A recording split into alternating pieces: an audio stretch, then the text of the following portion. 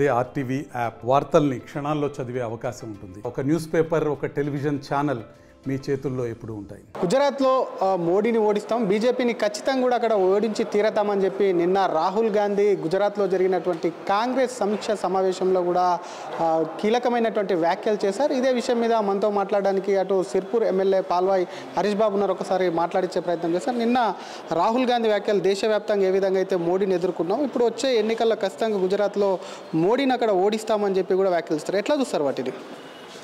చిన్నపిల్లలు చేసేలాగా ఉన్నాయి. గతంలో దాదాపు నాకు తెలిసి 25 సంవత్సరాల నుంచి అక్కడ కాంగ్రెస్కు ఎక్కడ అధికారం దరిదాపుల్లో కూడా వచ్చిన పరిస్థితి లేదు. కేవలం మొన్న 99 సీట్లు వచ్చినాయనే అహంకారంతో ఆయన గుజరాత్లో ప్రభుత్వాన్ని ఏర్పాటు చేస్తాం, అది కూడా సొంత ప్రభుత్వం, కాంగ్రెస్ ప్రభుత్వం అంటలేడు ఆయన, ఇండియా అలయన్స్ ఏర్పాటు చేస్తుందట. అంటే ఆయన స్వశక్తి మీద ఆయనకు నమ్మకమే లేదు. మరి ఇటువంటి కాంగ్రెస్ అధికారంలోకి వస్తుందని అంటే నీ మీద నీకు నమ్మకం ఉన్నట్టు. కాబట్టి ఇండియా అలయన్స్ మీద భారం వేసి గుజరాత్లో మోడీ ప్రభుత్వాన్ని లేకపోతే బీజేపీ ప్రభుత్వాన్ని ఓడిస్తామని చెప్పడం అహంకారానికి పరాకాష్ట. కాబట్టి ప్రజలు చాలా విఘ్నులు. ఇటువంటి దుందుడుకు చర్యలు కానివ్వండి, కవ్వింపు చర్యలకు ఎక్కడా భయపడేది లేదు. గుజరాత్ కానివ్వండి, గుజరాత్ మోడల్నే ఇవాళ భారతదేశం అనుసరిస్తోంది. కాబట్టే మోదీ ప్రభుత్వాన్ని గుజరాత్ నుంచి ఢిల్లీ వరకు తీసుకొచ్చారు. కాబట్టి ఆ సక్సెస్ఫుల్ మోడల్ ఆఫ్ గవర్నెన్స్ అది తప్పకుండా ప్రజలు యాక్సెప్ట్ చేసారు. మొన్న కూడా మీరు చూసారు, పెద్ద ఎత్తున గుజరాత్ దగ్గర నుంచి మొదలు పెడితే కొన్ని ఉత్తర భారతదేశంలో కొన్ని ప్రత్యేక పరిస్థితుల్లో 40 years of campus, hobby clubs, student mentoring, eco-friendly campus. KL, deemed to be university. ఏమైందనంటే ఇండియా అలయన్స్ వలన ఈ బీజేపీ వ్యతిరేక ఓటు చీలకుండా వాళ్ళు జాగ్రత్త పడ్డారు. దాంతో వాళ్ళకు కొన్ని ఎక్కువ సీట్లు వచ్చినాయి. అంతే తప్పించి అక్కడ వాళ్ళ 99 సీట్లు వచ్చిన రాహుల్ గాంధీ వాళ్ళ అవాకులు చవాకులు పేరుతూ ఉంటే ఎవరు చూస్తూ ఊరుకోవడానికి సిద్ధంగా లేరు. మీరేమో ఎమ్మెల్సీలను జాయిన్ చేసుకోవడాన్ని మీరు ఎప్పటికప్పుడు కూడా తప్పుపడుతున్నారు, అది కరెక్ట్ కాదని చెప్తున్నారు. కానీ కాంగ్రెస్ పార్టీ నేతలు చెప్తున్నారు ఒకటే, ఎందుకంటే మమ్మల్ని ఎప్పటికప్పుడు బీజేపీ బీఆర్ఎస్ కూలగొడతామని చెప్తుంది, పటిష్టత కోసమే మేము ఎమ్మెల్యేల జాయినింగ్ చేసుకుంటామని చెప్తుంది. ఎట్లా చూస్తారు అసలు? పటిష్టత కోసమైతే మీరు ఇప్పుడు యాంటీ డిఫెక్షన్ లాలో ఏముందండి? Anti defection law clearly states ఇవాళ ఎవరైతే పార్టీ మారి వేరే పార్టీలో చేరుతారో వాళ్ళని డిస్క్వాలిఫై చేయాలనేది చట్టంలోనే ఉంది, యాంటీ డిఫెక్షన్ లాలో. స్పీకర్ గారు అందుబాటులో ఉండరు దాని నుంచి తప్పించుకోవడానికి. Speaker is also a part of the game. ఇవాళ వాళ్ళకు కావాల్సిన 2/3 లెజిస్లేచర్ పార్టీని పూర్తిగా మెల్లిమెల్లిగా ఒక్కొక్క ఎమ్మెల్యేని తీసుకొని ఆ నెంబర్ గేమ్ని క్రియేట్ చేసి 25, 26 ఎమ్మెల్యేలు అయిన తర్వాత మేము ఈ పార్టీని విలీనం చేస్తున్నామని చెప్పే గతంలో కేసీఆర్ ఇదే గేమ్ ఆడిండు, ఇవాళ కాంగ్రెస్ పార్టీ కూడా అదే గేమ్ ఆడుతుంది. మరి కేసీఆర్కి పట్టినకైతే కాంగ్రెస్ పార్టీకి కూడా పట్టాలి. ఆ రోజు నీకు మెజారిటీ ఉండగా కూడా ఇట్లనే ఎమ్మెల్యేలను కొనుగోలు చేసాడు. ఇవాళ రేవంత్ రెడ్డి కూడా అదే పని చేస్తున్నాడు. కాబట్టి పార్టీ పటిష్టత కన్నా ప్రజల వెల్ఫేర్ కోసం కానీ, సంక్షేమం కోసం కానీ, అభివృద్ధి కోసం మీరు కొంచెం టైం కేటాయించండి. ఎంతసేపు రాజకీయాలు, పార్లమెంట్ ఎన్నికలు అయిపోయినాయి, అసెంబ్లీ ఎన్నికలు అయిపోయినాయి. ఇప్పుడు time to prove your self. ఏం చేశారు మీరు ఈ 6 నెలలు 8 నెలల? కనీసం గతంలో ఉన్న ఏమైనా అభివృద్ధి సంక్షేమ కార్యక్రమాలను కంటిన్యూ చేయలేకపోయారు. చాలా వర్క్స్ పెండింగ్లో ఉన్నాయి.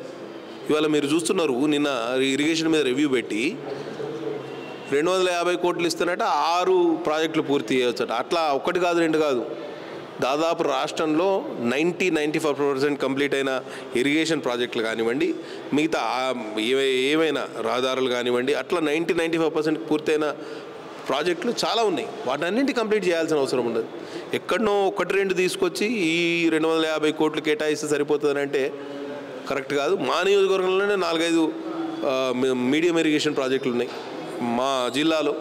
వాటినన్నింటి పూర్తి చేయాల్సిన అవసరం ఉన్నది. తక్కువ ఖర్చుతోటి, తక్కువ 5 కోట్లు 10 కోట్లు 12 కోట్లు ఇట్లా వాటితోటి కంప్లీట్ చేయవచ్చు. కానీ రేవంత్ రెడ్డి ప్రభుత్వానికి చిత్తశుద్ధి లేదు. కేవలం ఆయనకు సొంత పార్టీలో ఉన్న సీనియర్ లీడర్ల నుండే అభద్రతా భావం ఉంది. కాబట్టి దాని నుంచి బయటపడాలంటే నా ఓన్ టీం కావాలనే ఆలోచనతోటి ఈ అడ్డగోలు కార్యక్రమాలు మీరు చూడండి. ఇవాళ గద్వాల ఎమ్మెల్యేని చేర్చుకున్నారు. అక్కడ తీవ్రంగా అక్కడ ఉన్న వాళ్ళందరూ వ్యతిరేకించారు, అయినా వాళ్ళని చేర్చుకున్నారు. వేరే చోట్ల కూడా అదే పరిస్థితి.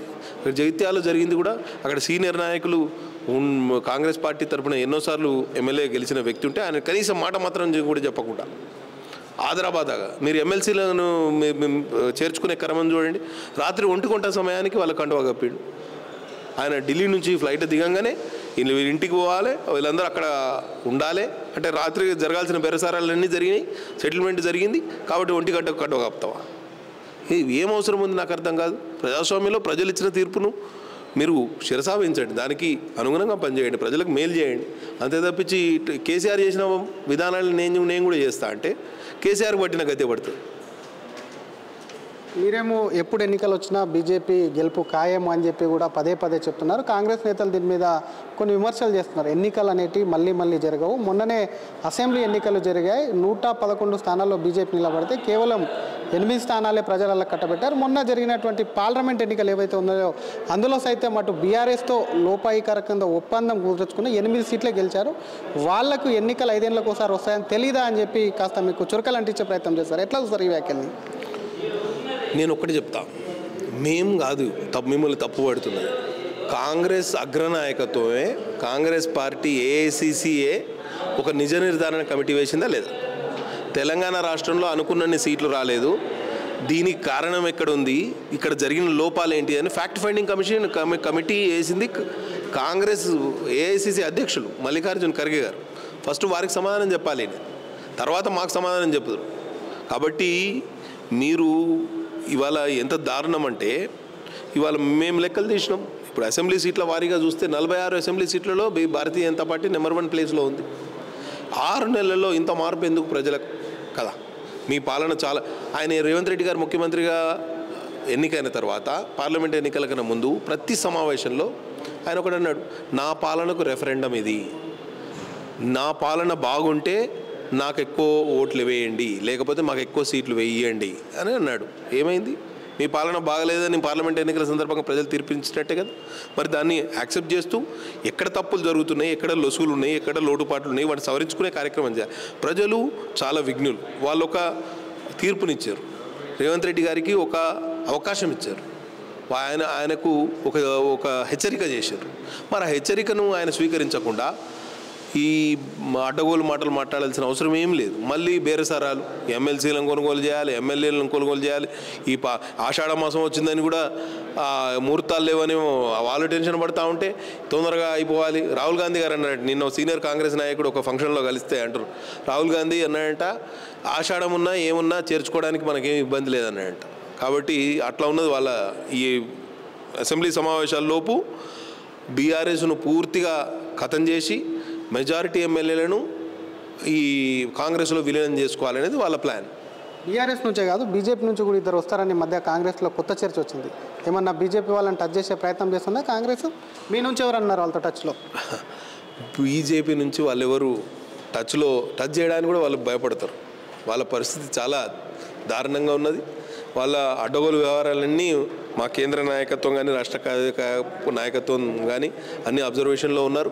కాబట్టి ఈ ఎమ్మెల్యేలను, బీజేపీ ఎమ్మెల్యేలను కన్నెత్తి చూసే ప్రయత్నం కూడా వాళ్ళు చేయలేరు. వాళ్ళకి తెలుసు బీజేపీ ఎమ్మెల్యేలు ఎవరు ఆ పరిస్థితుల్లో లేరు. మేము 8 మంది ఎమ్మెల్యేలము, ఇవాళ 8 మంది ఎంపీలు తోడైన మా బలం రెట్టించింది. మేము ఇంకా ఈ ప్రభుత్వానికి వ్యతిరేకంగా మేమే ప్రత్యామ్నాయమని ప్రజలకు తెలియజెప్పడానికి మాకు బ్రహ్మాండమైన అవకాశం. ప్రజలు మమ్మల్ని ఆదరించి మాకు అసెంబ్లీ ఎన్నికల్లో కూడా మాకు తక్కువ సీట్లు ఇచ్చినా కానీ ఎంపీ ఎన్నికలకు వచ్చే వరకు 8 ఎంపీ సీట్లు ఇచ్చి మీరు ఇవాళ మీరు పార్లమెంట్ ఎన్నికల తర్వాత చూడండి, ఇవాళ తెలంగాణ రాష్ట్రంలో ప్రధాన ప్రతిపక్షం బీఆర్ఎస్ కాదు. తెలంగాణ రాష్ట్రంలో ప్రధాన ప్రతిపక్ష హోదా భారతీయ జనతా పార్టీకి ఇచ్చింది. ఎవరు? తెలంగాణ రాష్ట్రం, తెలంగాణ రాష్ట్ర ప్రజలు. ఆ ప్రతిపక్ష హోదాను మేము ఉపయోగించుకొని రాబోయే రోజుల్లో అధికారానికి ఎట్లా రావాలని మేము ప్రయత్నం చేస్తున్నాం తప్పించి మీలాగా నీతి మాలిన, జాతి మాలిన, పనికి మాలిన చర్యలు చేపట్టడానికి, చౌకబారు రాజకీయాలు చేయడానికి, దివాలాకోరు రాజకీయాలు చేయడానికి లేము. రేవంత్ రెడ్డి గారు నిజంగానే చిత్తశుద్ధి ఉంటే మీ రాజకీయ పాతివ్రత్యాన్ని నిరూపించుకోవాలంటే ఎమ్మెల్యేలతో రాజీనామా చేయించండి.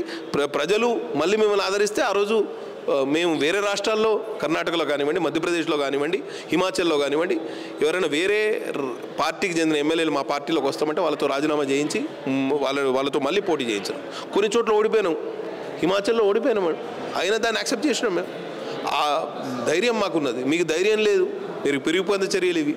కాబట్టి ఇటువంటి చిల్లరమల్ల రాజకీయాలను ఎప్పుడు తెలంగాణ సమాజం హర్షించదు. కాబట్టి రేవంత్ రెడ్డి గారు ఇకనైనా మీరు ప్రజా సంక్షేమం మీద, పాలన మీద దృష్టి పెట్టండి. పల్లెల్లో కానివ్వండి, గ్రామీణ ప్రాంతాల్లో కానీ, పట్టణ ప్రాంతాల్లో కానీ తెలంగాణ రాష్ట్ర ప్రజలందరూ గవర్నమెంట్ ఈ ప్రభుత్వం ఉందా లేదా అనే డౌట్ పడుతున్నారు. ముందుగా దానికి సమాధానం చెప్పాలి. ఇది ఒకవైపు ఉన్నటువంటి బీఆర్ఎస్ ఎమ్మెల్యేలు ఎవరైతే ఉన్నారో వారిని చేరే వాళ్ళని రాజీనామా చేపించి ఒకవైపు పార్టీలో చేర్చుకోవాలని చెప్తూనే మరొక పక్క బీజేపీ నుంచి ఎవరు వాళ్ళతో టచ్లో ఉండాల్సినటువంటి అవసరం లేదు. బీజేపీకి సంబంధించి 8 మంది ఎంపీలు గెలవగానే రెట్టింపు బలం అనేది తోడైంది. కాబట్టి ఇప్పుడు ఈరోజు ప్రజలు తెలంగాణలో ప్రధాన ప్రతిపక్షంగా బీజేపీని చూస్తున్నారు తప్ప బీఆర్ఎస్ను కాదని చెప్పి కూడా ఎమ్మెల్యే పాల్వాయి హరీష్ బాబు అంటున్నారు. కెమెరామెన్ వంశీతో శ్రీధర్, RTV, హైదరాబాద్. మరిన్ని వీడియోస్ కోసం ఛానల్ ని సబ్స్క్రైబ్ చేయండి, లేటెస్ట్ అప్డేట్స్ కోసం వాట్సాప్ ఛానల్ ని ఫాలో చేయండి అండ్ లింక్ డిస్క్రిప్షన్ లో ఉంది.